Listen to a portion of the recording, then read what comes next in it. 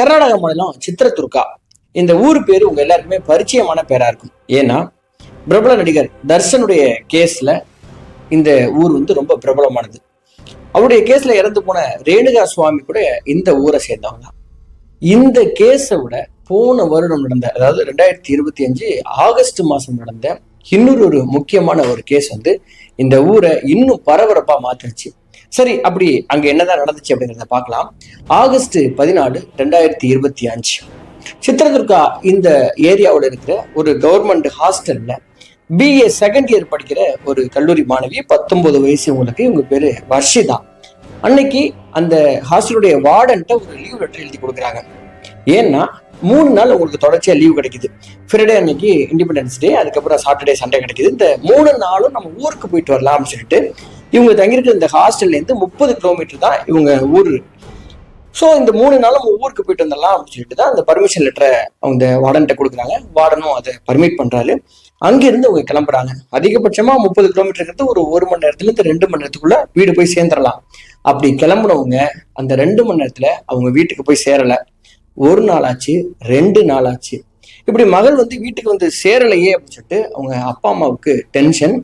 ஆனாலும் அவங்க சுத்தி இருக்கிற எல்லா கிராமங்களுக்கும், அவங்க ஃப்ரெண்ட்ஸ் ரிலேஷன் வீட்டுக்கெல்லாம் போய் தேடினவங்க போலீஸ் ஸ்டேஷன்ல போயிட்டு கம்ப்ளைண்ட் கொடுக்கல. அதுக்கு பதிலா ரொம்ப ரகசியமா அந்த வீட்டுல இருந்த ரொம்ப க்ளோஸ் ரிலேஷன்ஸ் மட்டும் ஒரே ஒரு நபரை ஃபாலோ பண்ணாங்க.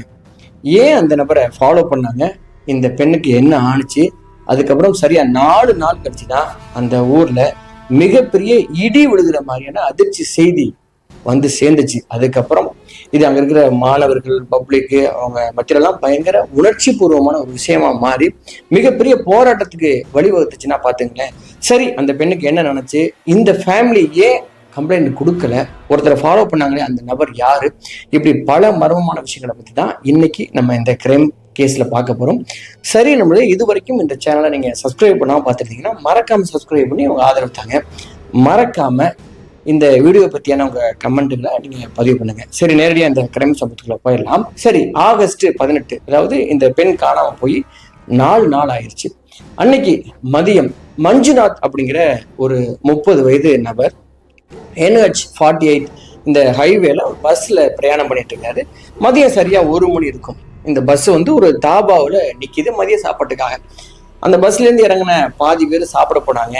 மீதி பேர் அந்த தாபாவை விட்டு இருக்கிற காட்டு பகுதிக்கு சிறுநீர் கழிக்கிறதுக்காக போனாங்க, ஆண்கள் எல்லாரும். அப்படி போகும்போது அதுல இறங்கி போன இந்த மஞ்சுநாத் அவர் என்ன பண்றாருன்னா, எல்லாரும் கூட்டமா சிறுநீர் கழிச்சிட்டு இருக்கிற இடத்த தாண்டி கொஞ்சம் தூரம் அப்படி நடந்து அப்படி ஒதுக்கவரமா போறாரு. அப்படி போகும்போது அவர் போன இடத்துல ஏதோ புற்கள், அந்த செடிகள்லாம் எரிஞ்சு கிடக்கிறத பார்த்துட்டு, அது மட்டும் இல்லாம அங்க இருந்த ஒரு முள் புதருக்குள்ள ஏதோ ஒண்ணு கிடக்கிறத பாக்குறாரு. அது எரிஞ்சு போய் கிடக்குது, கறி கட்ட மாதிரி கிடக்குது. இவர் கிட்ட போய் பார்த்தவர் அப்படியே அலறி அடிச்சுட்டு வேகம் ஓடி தாபால இருக்கிற ஓனர் கிட்ட சொல்றாரு.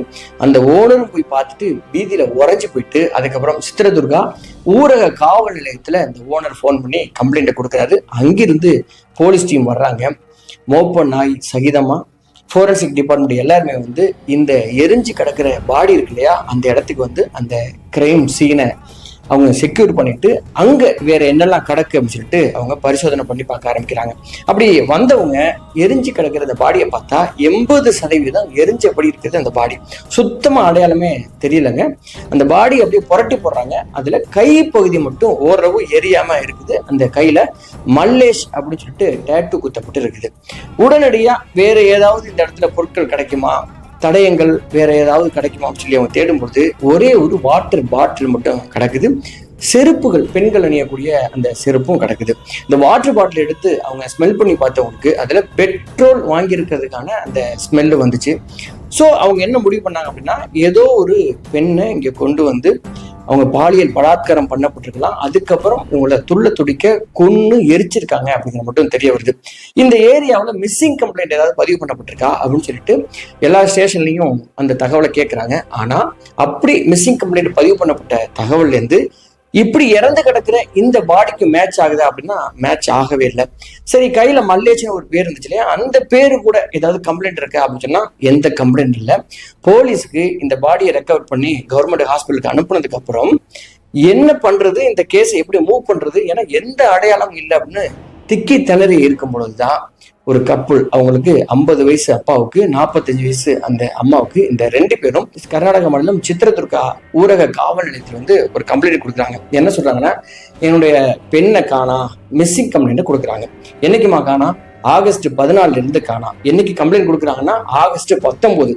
போலீஸ் வந்து கேட்கறாங்க, ஏமா ஆகஸ்ட் 14ஆம் தேதி காண போன பெண்ணை ஆகஸ்ட் 19ஆம் தேதி தான் வந்து கொடுக்குறீங்கன்னா என்ன காரணம் அப்படின்னு சொன்னா, இந்த கேள்விக்கு அவனால பதில் சொல்லவே முடியல. அவங்க என்ன சொல்றாங்கன்னா, இந்த 4 நாளா நாங்க தேடிக்கிட்டு தான் சார் இருந்தோம் அப்படிங்கிற பதில சொல்றாங்க. உடனடியா இந்த பெற்றோர்களை அந்த பாடி வைக்கப்பட்டிருந்த கவர்மெண்ட் ஹாஸ்பிட்டல் அழைச்சு போயிட்டு மாச்சுவரில் காட்டும் பொழுது அந்த பெண் உடலை பார்த்தவங்க, இது எங்களுடைய பெண் வர்ஷிதா சார் அப்படின்னு சொல்லிட்டு அவங்க அங்கேயே அடிச்சுக்கிட்டு அழறாங்க. போலீஸ்க்கு புரியாத புதிர் என்னன்னா, இந்த அப்பா அம்மா பக்கத்துல ஏதோ ஒரு தப்பு இருக்குது அப்படின்னு சொல்லிட்டு, சரி இந்த பெண் சம்பந்தமான டீட்டெயில் சொல்லுங்க அப்படின்னா அவங்க சில விஷயங்களை சொல்றாங்க. இந்த பெண் வந்து செகண்ட் இயர் BA படிச்சிருக்கிற பெண்ணு, உங்க பேரு வர்ஷிதா, எங்களுடைய மகள் தான். இந்த பெண் வந்து ஒரு 2 வருஷமா ஒரு பையனை, சேத்தன் அப்படின்னு ஒரு பையனை லவ் பண்ணிட்டு இருக்கா. அந்த பையனை எங்களுக்கு சுத்தமா பிடிக்கவே இல்லை. அந்த பையன் நல்ல பையன் கிடையாது. அதனால இந்த லவ் விட்டுன்னு சொல்லிட்டு நாங்க கண்டிச்சு பார்த்தோம். ஆனா அவ கேட்க மாட்டேன்ட்டா சார் அப்படின்னு சொல்றாங்க. இந்த கதையை கேட்டதும் போலீஸ் ஒரு விஷயத்த முடிவு பண்ணாங்க தீர்க்கமா. என்னன்னா, இது ஒரு ஹானர் கில்லிங்கா இருக்கலாம், அதாவது கௌரவ கொலையா இருக்கலாம். எந்த அப்பா அம்மாவே அந்த பொண்ணை லவ் பண்ணதுனால, பிடிக்காததுனால இந்த பொண்ணை கொன்னு எரிச்சிட்டு, அதுவும் பாடி கிடைச்சதுக்கு அப்புறம் போலீஸ் ஸ்டேஷன்ல சும்மா ஃபார்முலா வந்து ஒரு கம்ப்ளைண்ட் கொடுக்குறாங்க அப்படின்னு கன்ஃபார்ம் பண்ணவங்க அந்த அப்பா அம்மாவை ரொம்ப டைட்டா விசாரிக்க ஆரம்பிச்சாங்க. ஆனா இதுக்கு மேல எங்களுக்கு எதுவுமே தெரியாது சார், நாங்க வந்து ஒருவேளை அந்த பையன் சேத்தன் கூட இந்த பொண்ணு ஓடி போயிருப்பாளோ அப்படின்னு சொல்லிட்டு, எங்க சொந்தக்காரங்கெல்லாம் தெரிஞ்சு அவமானமே போயிருமே சொல்லிட்டு, ரொம்ப க்ளோஸா இருக்கிற சொந்தக்காரங்களுக்கு மட்டும் சொல்லிட்டு அவங்க மூலமா நாங்க தேடிக்கிட்டு இருந்தோம், அதனாலதான் கம்ப்ளைண்ட் கொடுக்கல அப்படின்னு ரொம்ப அப்பாவியா சொல்றாங்க. போலீஸ் இந்த இடத்துல ரொம்ப குழம்பியே போனாங்க. இதற்கு இடையில இந்த வர்ஷிதாவுடைய போன் நம்பருடைய CDR ரிப்போர்ட்டை அவங்க வாங்குறாங்க.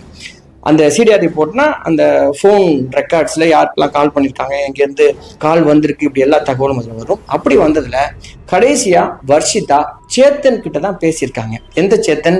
இந்த சேத்தன் தான் வர்ஷிதா லவ் பண்ணதா அப்பா அம்மா சொன்ன அந்த சேத்தன். இந்த சேத்தன் எந்த பகுதியை சேர்ந்தவனா, கேலகோட் பாரங்கிய பகுதியை சேர்ந்தவன். இவனுக்கு 25 வயசு, பிரைவேட் கம்பெனில வேலை பார்த்துட்டு இருக்கான். அவருடைய போட்டோவும் உங்களுக்காக போடுறேன். இந்த சேத்தனை அவங்க ட்ரேஸ் பண்ணி கண்டுபிடிக்கிறாங்க. அப்படி கண்டுபிடிக்கும் போது சேத்தனை சொல்றான்னா, என்னுடைய காதலி இறந்து போயிட்டாளா? ஐயோ எனக்கு தெரியாது சார், ஆச்சாங்க பூச்சாங்கன்னு சொல்லிட்டு பயங்கரமா அவன் கத்தி கதறி பயங்கரமான சீனை கிரியேட் பண்றான். அப்போ கேட்குறாங்க, சரி கடைசியா வர்ஷிதாட்ட நீ எப்பப்பா பேசின அப்படின்னா, நான் அது பல நாள் ஆயிடுச்சு சார், ஒரு 10 டேஸ்க்கு மேல ஆயிடுச்சு அப்படின்னு சொல்லிட்டு பொய்ய சொல்றான். கடைசியா ஆகஸ்ட் 14ஆம் தேதி அன்னைக்கு ஈவினிங் இவங்ககிட்ட பேசியிருக்காருக்கான CDR ரிப்போர்ட் வந்துருச்சு. இப்போ போலீஸ்க்கு டவுட் வந்து இந்த சேத்தனை கூப்பிட்டு பயங்கரமா அவங்களுடைய ஸ்டைல்ல விசாரிக்க ஆரம்பிக்கும் போது பல உண்மைகள் அவன் சொல்ல ஆரம்பிக்கிறான். அவன் சொன்ன உண்மைகள் என்ன, இவனுடைய கேரக்டர் என்ன அப்படின்னு சுத்தி விசாரிச்ச எல்லா தகவலையும் நான் இப்போ ஒன்று ஒன்றா சொல்ல போறேன். இந்த வர்ஷிதாவும் சேத்தனும் 2 வருடங்களுக்கு முன்னாடி, அதாவது இந்த வர்ஷிதாவுக்கு 17 வயசா இருக்கும் போதே இந்த சேத்தனை அவங்க லவ் பண்ண ஆரம்பிக்கிறாங்க. ஆரம்பத்துல சேத்தன் ரொம்ப இனிக்க பேசி அந்த பொண்ணுகிட்ட தன்னுடைய காதலை சொல்றான். அப்படி காதலை சொல்லி கொஞ்ச நாள் கழிச்சு இந்த சேத்தனுடைய பிஹேவியர் தெரிய ஆரம்பிச்சது. இந்த சேத்தன் எப்படிப்பட்டவனா, ஒரு நார்சிஸ்ட் பிஹேவியர் உள்ளவன். ரொம்ப பொய் சொல்லுவான், தன்னுடைய ரொம்ப சுயநலமா இருப்பான். அது மட்டும் இல்லாம தனக்கு ஒண்ணு அப்படின்னா எந்த எல்லைக்கும் போகக்கூடியவன். இப்படி இதனுடைய பிஹேவியர்ஸ் தெரிஞ்சு போன இந்த வர்ஷிதா கொஞ்சமா விலக ஆரம்பிக்கிறாங்க. இந்த பொண்ணு மறுபடியும் எப்படி தான் பக்கம் இருக்கிறது அப்படின்னு சொல்லி அவன் யோசிச்சவன் ஒரு நாள் திடீர்னு வந்து, எனக்கு கேன்சர் இருக்கு, அது 2nd ஸ்டேஜ் அப்படின்னு சொல்லி சிம்பத்தியை கிரியேட் பண்றான். அந்த பொண்ணு மறுபடியும், ஐயோ இவன் எவ்வளவு மோசமானவனா இருந்தா கூட பரவாயில்ல, நான் ரொம்ப ஒழுக்கமான பொண்ணு தானே, என்னுடைய காதலுக்கு நான் நேர்மையா இருக்குன்னு சொல்லிட்டு கேன்சர் பேஷண்டான தன்னுடைய காதலை விட்டுட்டு போக கூடாதுன்னு சொல்லிட்டு அவன் மறுபடியும் அவங்ககிட்ட நெருங்கி பழக ஆரம்பிக்கிறான். கொஞ்ச நாள்ல இவன் டார்ச்சர் தாங்க முடியாம மறுபடியும் பிரச்சனை ஆகுது. அதுக்கப்புறமும் இந்த சேத்தன் வந்து எமோஷனல் பிளாக்மெயில் பண்றான். நான் வந்து இப்படி முடியாம இருக்கேன், சாக போற சொல்லிட்டு என்னை விட்டு விலகிறியா நீ அப்படின்னு சொல்லிட்டு பிளாக்மெயில் பண்றான். மறுபடியும் அந்த பொண்ணு இவன் கூட சேர்ந்து இவனுக்கு சப்போர்ட்டிவா இருக்கிறா. ஆனாலும் இவன் பண்ற இந்த டார்ச்சர் பிரச்சனையில அந்த பொண்ணு மெல்ல அவனை விட்டு விலக ஆரம்பிக்கிறா. இந்த நேரத்துலதான் இந்த சேத்தனுக்கு தெரியுது, தான் கூட மட்டும் இல்ல இன்னொரு பையன் கூட இவ பேசிட்டு இருக்கா, பழகிட்டு இருக்கா அப்படின்னு தெரிய வருது. இந்த சேத்தன் என்ன சொல்றான்னா, இந்த வர்ஷிதா வந்து இப்போ 3 மாசமா கர்ப்பமா இருக்கா, நான் இதை கண்டுபிடிச்சிட்டேன், அந்த பையன் கூட தான் தப்பு பண்ணிருக்கணும் அப்படின்னு சொல்லிட்டு இந்த விஷயத்த போலீஸ்ட சொல்லியிருக்கான். இது போஸ்ட்மார்ட்டம்ல நிரூபிக்கப்படாத ஒரு விஷயமா இருக்குது. இவன் என்ன பண்ணியிருக்கான்னா, தனக்கு கிடைக்காத ஒரு பெண் இன்னொருத்தனுக்கு கிடைக்கக்கூடாது, சந்தோஷமா இருக்கக்கூடாதுன்னு சொல்லி முடிவு பண்ணிட்டு ஆகஸ்ட் 14 அன்னைக்கு இவன் என்ன பண்றான், இந்த வர்ஷிதா கிட்ட போயிட்டு நம்ம எங்கேயாவது வெளில போகலாம்னு சொல்லி கூப்பிடுறான். அவன் வர மறுக்கிறான். நான் ஒரு முடியாதவன், கேன்சர் பேஷண்ட், எப்போ வேணாலும் சாகலாம், இந்த கடைசி ஆசையை கூட நீ நிறைவேற்ற மாட்டியா அப்படின்னு சொல்லிட்டு சொன்னோன்னே அந்த பொண்ணு சரி நான் அவங்க கூட வர்றேன்னு சொல்லிட்டு பைக்கில் ஏறி உட்கார்றான். அந்த பகல் முழுவதும் வெளியில அவங்க சுத்துறாங்க. இதுல என்ன கொடுமை அப்படின்னா, அந்த பொண்ணை அழைச்சிக்கிட்டே போயிட்டு இவங்க சுத்தின அந்த கோனூர் பகுதி, இதுக்கு பக்கத்துலதான் அந்த காட்டுலதான் கொண்டு போய் எரிச்சது. இந்த கோனூர் பகுதியில் இருக்கிற புறநகர்ல இருக்கிற ஒரு பெட்ரோல் பங்க்ல எந்த பொண்ணை அழைச்சிட்டு போயிட்டு பெட்ரோல் வாங்குறான். ஒரு பாட்டில்ல வாங்கி அந்த பொண்ணுகிட்டே கொடுக்குறான். அந்த பொண்ணுகிட்ட என்ன சொல்றாங்கன்னா, நம்ம ரொம்ப தூரம் போக வேண்டியது இருக்கும், அப்படி சுத்தும் போது நமக்கு பெட்ரோல் முடிஞ்சு போச்சுன்னா அந்த பெட்ரோல் தேவைப்பட சொன்னோன்னே இது ஒரு மண்டு மாதிரி அந்த பெட்ரோலை வாங்கி கையில வச்சுக்கிட்டு அவன் கூட பின்னாடி போறான். அதுக்கப்புறம் ஆள் இல்லாத அந்த காட்டுப்பகுதி, கோனூர் வில்லேஜ் பக்கத்துல இருக்கிற அந்த காட்டுப்பகுதிக்கு போறாங்க. யாருமே இல்லாத இடத்துக்கு போனதுக்கு அப்புறம் அந்த இடத்துல இந்த 2 பேருமே உடல் உறவு வச்சுக்கிறாங்க. அதுக்கப்புறம் என்ன பண்றான்னா, இந்த பொண்ணு ரிலாக்ஸா இருக்கும்போது அந்த பொண்ணுடைய கழுத்தை பிடிச்சி நெரிச்சு அப்படியே துடிக்க கொள்றான். கொண்டு வந்த இந்த பெட்ரோலை அந்த பொண்ணுடைய உடல் முழுவதும் ஊற்றி அப்படியே கொளுத்துறான். அதுக்கப்புறமும் பெட்ரோல் பத்தல வச்சுட்டு மறுபடியும் அந்த பெட்ரோல் பங்கு போயிட்டு ஒரு அதே பாட்டில்ல பெட்ரோல் வாங்கிட்டு வந்து மறுபடியும் அதை ஊற்றி கொளுத்திட்டு இந்த பொண்ணுடைய செப்பல் எல்லாமே அதை மேல போட்டுட்டு அங்கிருந்து எஸ்கேப் ஆயிடுறான். 4 நாள் கழிச்சு இப்படி ஒரு பஸ் பயணி மூலமா இந்த விஷயம் வெளியில வந்து அதுக்கப்புறம் சேத்தனை கைது பண்ணி இப்போ இந்த சேத்தன் ஜெயில இருக்கான். இப்படி ஒரு கல்லூரி மாணவிக்கு நடந்த இந்த விஷயத்துக்காக இந்த கர்நாடகா ஸ்டேட்டே கொதிச்சு போய் இந்த பகுதியில் இருக்கிற எல்லா மாணவர்கள் அமைப்புகள்லாம் போராட்டத்தில் ஈடுபட்டு இந்த ஒரு கொலை குற்றவாளிக்கு கடுமையான தண்டனை கொடுக்கும் சொல்லி போராடினாங்க. எது எப்படி நடந்தாலும் அவனுக்கு தண்டனை கொடுத்தாலும் ஒரு உயிர், ரொம்ப அழகா வாழ வேண்டிய ஒரு பெண் ரொம்ப பரிதாபமா இறந்து போனாங்க.